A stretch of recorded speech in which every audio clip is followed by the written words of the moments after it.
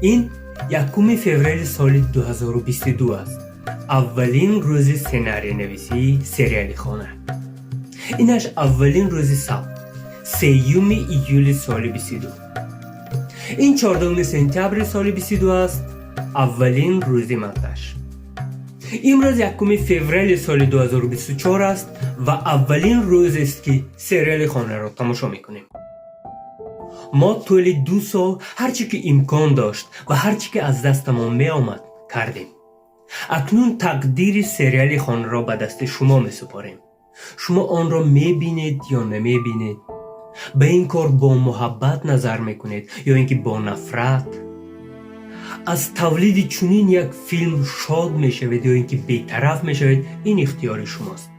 یگانه چیزی که ما تمنا می کنیم بگذار عمر سریال مثل عمر شما دراز باد.